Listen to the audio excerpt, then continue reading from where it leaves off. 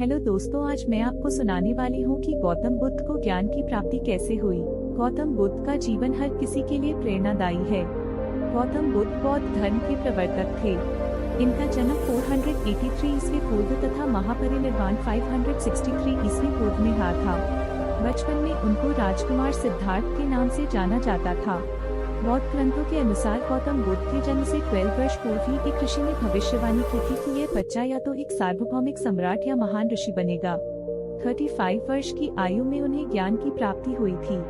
वह संसार का मोह त्याग कर तपस्वी बन गए थे और परम ज्ञान की खोज में चले गए थे। आइए आज हम आपको सिद्धार्थ के महात्मा बुद्ध बनने तक के सफर के बारे में बताते हैं। जन्म काल। बुद्ध का गोत्र गौतम था। बुद्ध का वास्तविक नाम सिद्धार्थ गौतम था। उनका जन्म शाक्य गणराज्य की राजधानी कपिलवस्तु के निकट लुम्बिनी में हुआ था।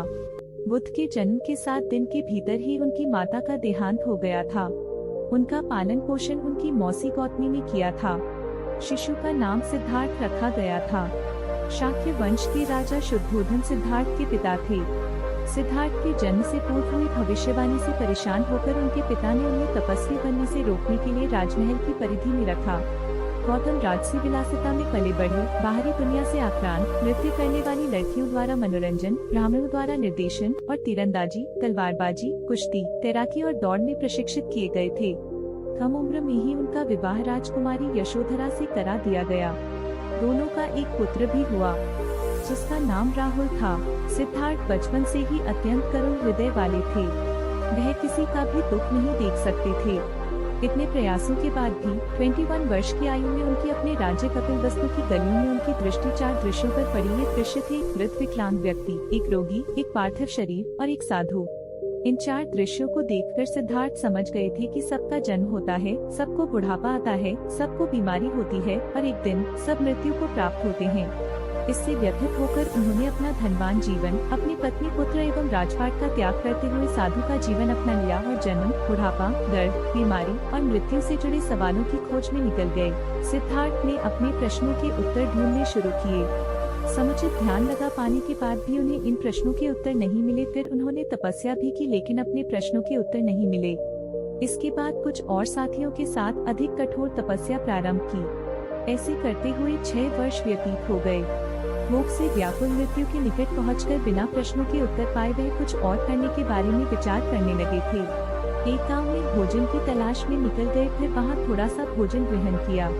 इसके बाद वह कठोर तपस्या छोड़कर एक पीपल के पेड़, जो अब बोधि वृक्ष के नाम से जाना जाता है, के नीचे प्रतिज्ञा करके बैठ गए कि वह सत्य जाने बिना उठेंगे नहीं। वह सारी रात बैठे रहे और माना जाता है यही वह क्षण था जब सुबह के समय उन्हें पूर्ण ज्ञान की प्राप्ति हुई थी। उनकी अविद्या नष्ट हो गई और उन्हें निर्वाण यानी बोधि प्राप्त हुई और वे 35 वर्ष की आयु में बुद्ध बन गए। बुद्ध को शाक्य मुनि के रूप में भी जाना जाता है। 7 हफ्तों तक उन्होंने मुक्ति की स्वतंत्रता और शांति का आनंद लिया। प्रारंभ में तो वह अपने बोधि के बारे में दूसरों को ज्ञान नहीं देना चाहते थे।